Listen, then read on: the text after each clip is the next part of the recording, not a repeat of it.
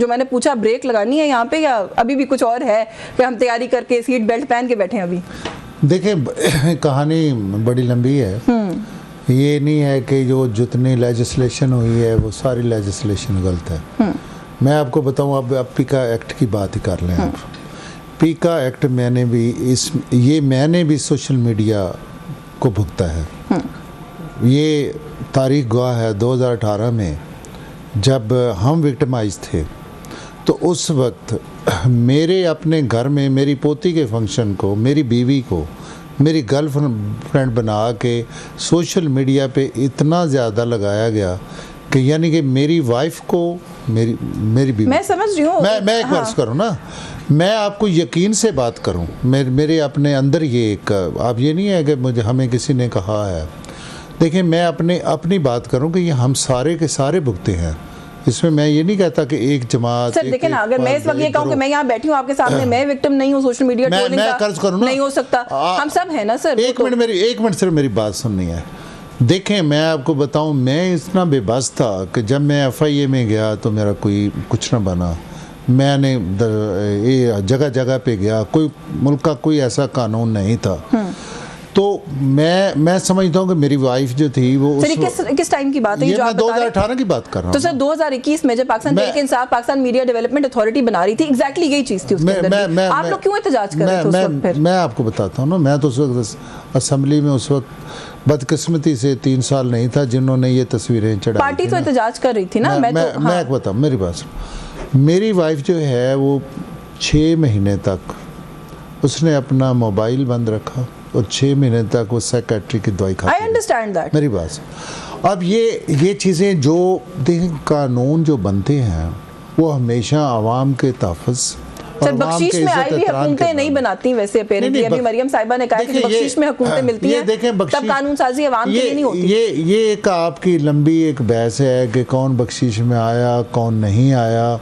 ये जो लोग देखें, जब लोग हुकूमत में होते हैं बदकिस्मती से, मैं सबकी बात करता हूँ, उस वक्त सबके वर्शन और होते हैं, और जो अपोजिशन में होते हैं उस वक्त। तो यानी आप कह रहे हैं वो अपोजिशन का वर्जन था, उसको इग्नोर कर दे जो मरियम साहिबा ने कहा। नहीं बेबी मरियम की बात मैं नहीं कर रहा। आप देखें, जब जो PTI हुकूमत में थी तो उसका क्या वर्शन था, जब वो अपोजिशन में थी तो क्या वर्शन था।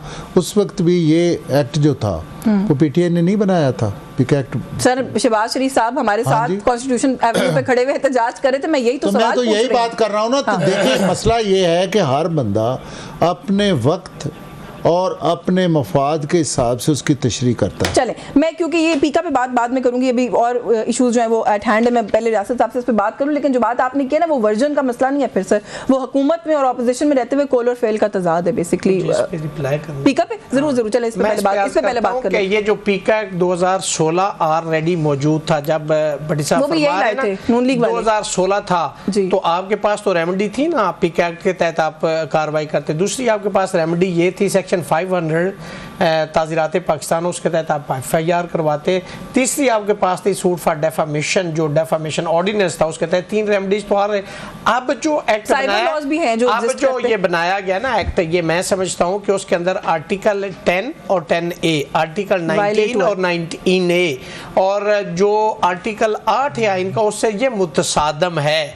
तो मैं समझता हूँ कि चूंकि उसके अंदर लिखा हुआ है कि लाज inconsistent with and in derogation with the constitutional and fundamental rights that would be wired, तो इन 4 आर्टिकल से वो मुतसादम है। और उसके अंदर जो एक रिनाउंड मैक्सिम ऑफ लॉ आरडी अल्टम पार्टम, no one can be condemned unheard.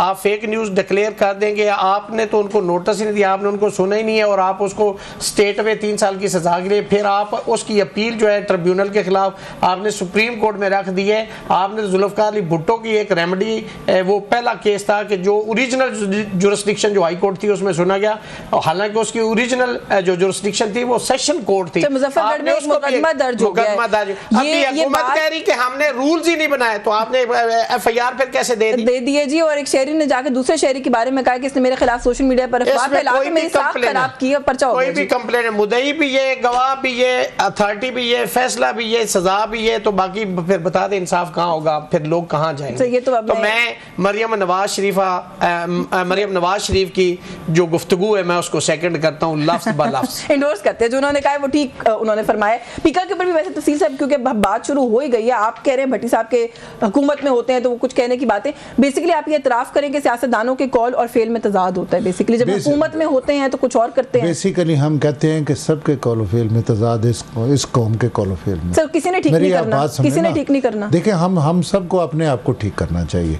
हम इसी तरीके से ठीक नहीं हो सकते कि जब किसी पे एक मुसीबत आती है तो वो उस दूसरे को फिर वो कहता है कि जी मैं ठीक हूँ, मैं गलत हूँ।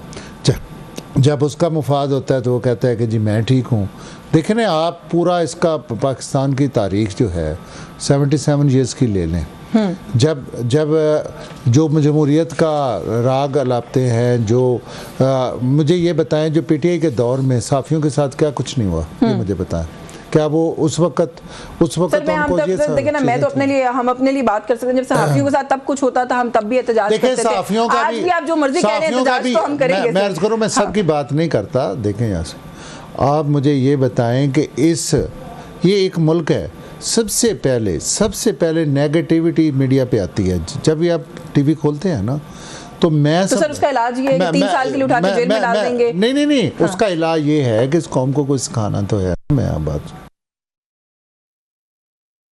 हमारा यहाँ पे ना पिछले दिनों सार्क के मैं कांग्रेस में हूँ, पार्लियामानी सेक्रेटरी, तो एक सार्क का एक आया, एक यूएसए से एक डेलीगेशन आया हमारे साथ तिजारत के लिए। हम बैठे थे, मिनिस्टर साहब भी बैठे थे और हम बैठे थे, तो वो ये कह रहे थे कि भाई हमें तो जो टीवी पे देखते हैं, हम इस्लामाबाद में हैं, वो तो कोई चीज़ ऐसी है ही नहीं। देखो ईमान से मैं बात कर रहा हूँ। सार्क वालों ने भी कहा, यूएसए वालों ने भी कहा, आज भी एक यूएसए का डेलीगेशन आया था, हमें मिला, तो वो यही बात कर रहे थे। अब देखें, मैं आपको मीडिया ने देखें ना, मीडिया ने ना ऐसे ना करें ना ऐसे वाले जिस दिन आए थे ना, मैं इसी शहर में रहती हूँ सर, आपको उनको बताना चाहिए था ना कि आप लोगों ने कर्फ्यू लगाया है उस दिन इस्लामाबाद के अंदर। आपको कैसे नजर आता कुछ? आप लोगों ने सर उस दिन दवाइयाँ सिर्फ मिल रही थी और तो कुछ मिला नहीं किसी को। इस शहर के अंदर किसी ने क्या देखना? ना करें ऐसे। मैं आपको बताऊं, देखें हमें अपने नेशनलिज्म पे जाना चाहिए, हमें अपनी चीज़ों पे जाना चाहिए, कोई अखलाकियात पे जाना चाहिए। लोगों पे बहुतान तराशी, लोगों की नहीं होनी चाहिए, ये देखें तो और इसमें क्या है, और इसमें क्या है, पीके एक्ट में हमने पीके एक्ट में यही लेजिस्लेशन हुई है। और क्या होते हैं ना, जब कानून बनता है ये स्टेक होल्डर्स को ऑन बोर्ड लिया जाता है। एक सेकंड तस्वीरें बना के लोगों की चढ़ाई जाती है, कैसे झूठे इल्जाम लगाए जाते हैं। ये कौन सा? मैं तो ले पर्सन हूं ना, मुझे तो पता नहीं है। ये मायरे कानून बैठे मेरे साथ पीका एक्ट में क्या है जी, ये इसलिए सवाल पूछ रही हूँ,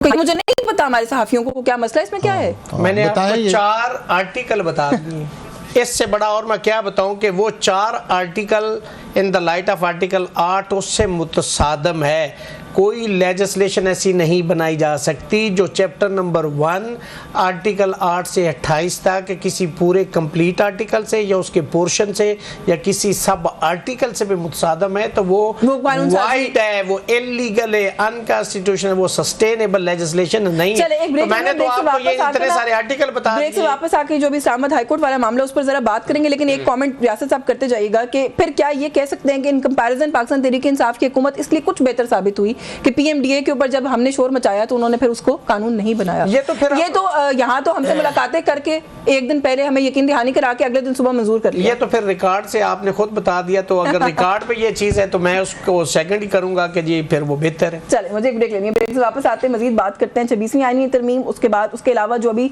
इस्लामाबाद हाई कोर्ट के अंदर जो तब्दीलियां हुई हैं उसके पीछे क्या बैकग्राउंड है, इसके ऊपर हमारे साथ रहिएगा।